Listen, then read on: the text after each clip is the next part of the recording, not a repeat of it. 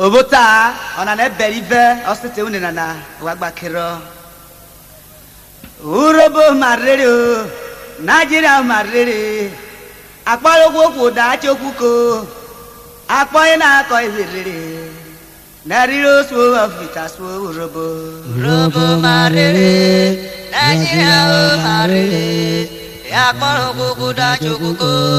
Akpoye na ko iwerere. Nariro so afita so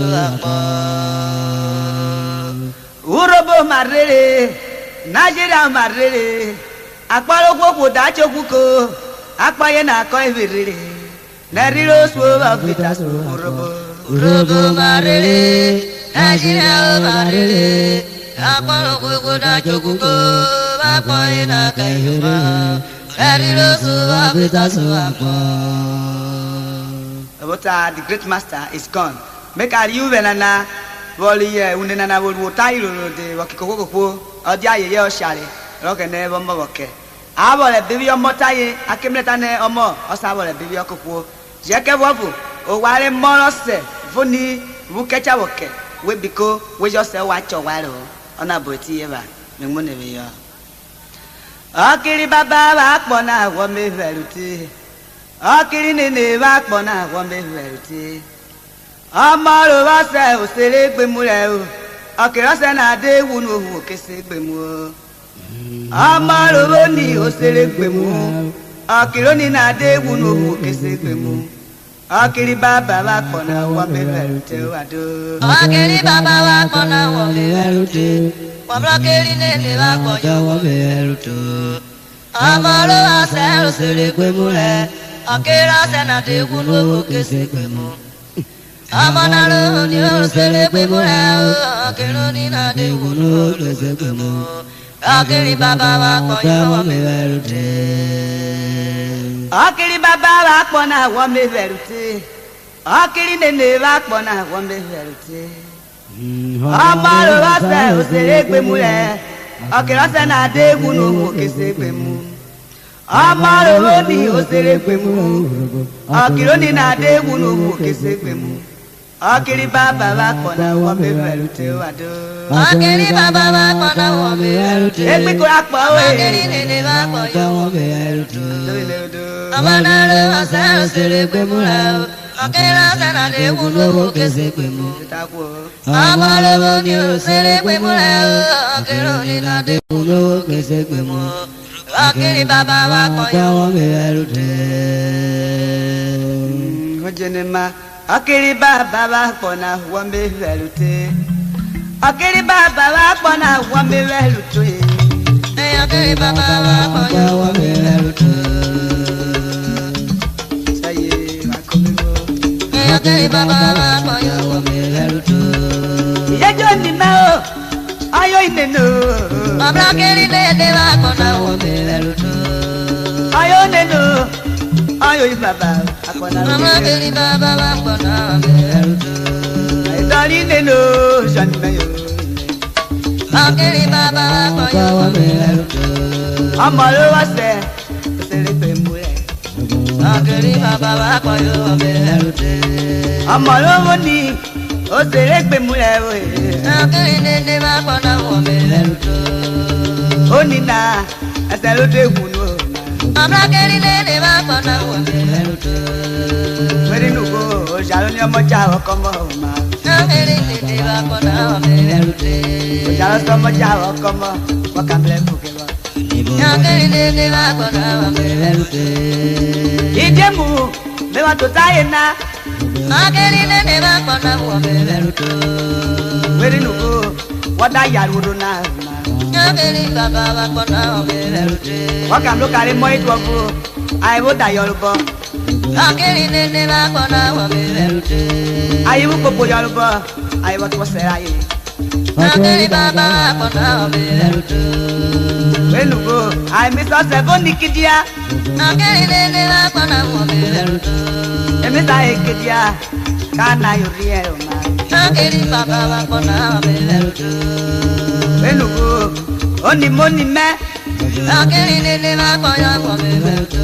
Akiri tu wa ofe ti boy wa ba okena. Akiri baba wa kona obeberute. Ibabi baba akiri bo wa bu wewiye. Akiri nene wa kona obeberute. Akiri tu wa bu wewina ibaba so wa lere. Akiri baba wa koyo obeberute. Weri nugo ayeriete o ma. Akiri baba wa kona obeberute. Ibaba dalele vere o ya po kana. Akiri nene wa kona obeberute. Inene dalele vere o ya po kana. Akiri nene wa kona obeberute. O bora wa pale ọjà ya wa nyala. Akiri baba wa kona obeberute. Ada de joye the manager kona yo video ma. Akiri nene wa kona obeberute. Weri nugo ọṣàrẹ ọpẹrọ. Akiri nene wa koyo obeberute.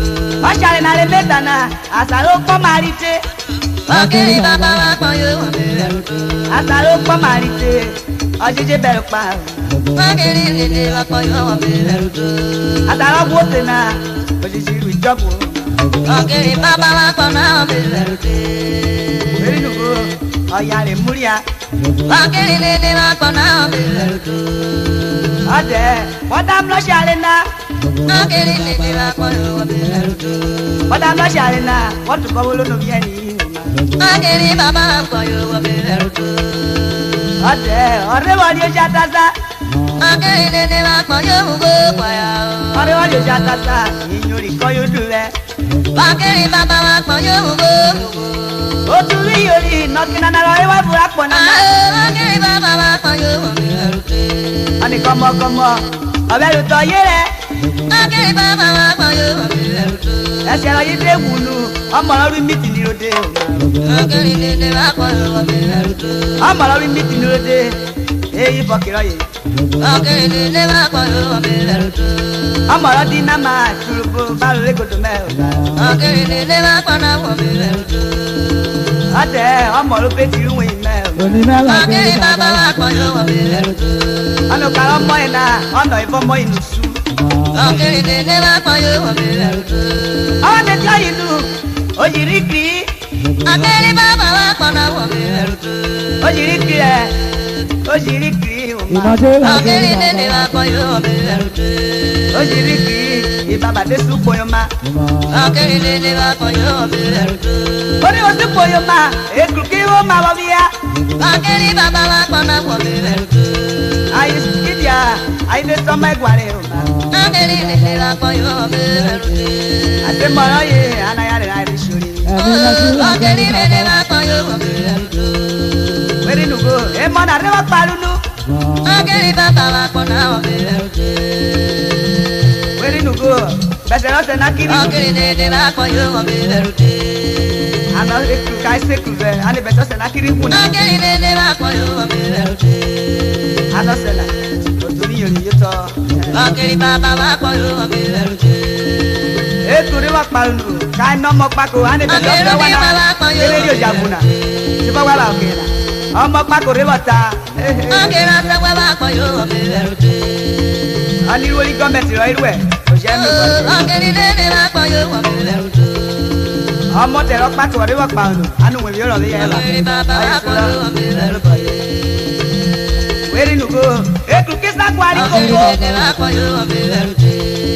Káyí jíròrò àná ìkàtà àyàjọ́ ní ọ̀fúnra yìí wò. Akiri baba wa kona obeberute. Wẹ́rẹ́ nùgbò ẹsẹ̀ mọ́nà Akiri baba kìjà wa kona obeberute. ẹsẹ̀ mọ́nà kìjà adarí Akiri ìbàdàn. nene wa koyo obeberute. Àgáyà lówó adarí mi yọrí náà. Akiri nene wa koyo obeberute. Wẹ́rẹ́ nùgbò àbí yọrí nùrẹ́. Akiri baba wa koyo obeberute. Àbí yọrí nùrẹ́ ẹ mọ́nà àdéhùn sọ̀rọ̀ mi náà. Akiri baba wa koyo obeberute. Urhobo èsì olùmínú anẹ́rùbá àbí yọrí Akiri nene nùrẹ́ wa ṣe koyo lọ́ọ́ rẹ̀. obeberute. Ayiwo si olùmínà nù ètò kéré ma sẹ̀gbàrí anaru ma sẹ̀ mọ́nà Akiri kìjà. baba wa koyo ugo Sena le rubo kaye. Urhobo mo kuwe buga rubo le kunere. Akiri nene wa koyo wayo. Le kunere o kemo o bolu welo selo baba o ma. Akiri baba wa koyo obeberute. O bo welo selo baba e chai mo lo wa shikiru baba o ma. Akiri nene wa kona obeberute. Urhobo mi bolo lo iyori le kudro matubo ma. Akiri nene wa kona obeberute. Iyori le kudro matubo koro marino se na ukuru. Akiri dede wakoyo waberutu. Ina go yesola yo buru buche. Akiri baba wakoyo waberutu. Aselo bi ku ko bare luche. Akiri dede wakoyo waberutu. Oni lo le ku ko bare luche la kona. Akiri baba wakona waberutu. Kanmo asunelo de bebe. Akiri dede wakoyo waberutu. Uriye. Saye. Sera. Il piano.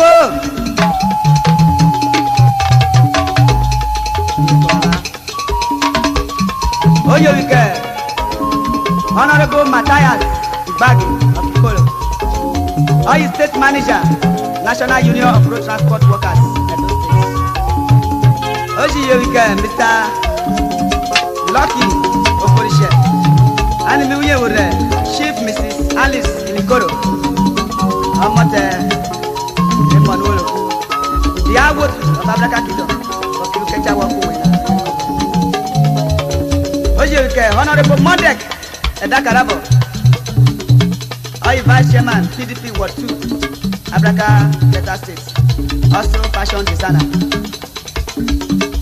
Oyo wike, Mr. Oganero Emebra YouTube, MP, also fashion designer. Oyo wike, Honorable Dixon Irenede.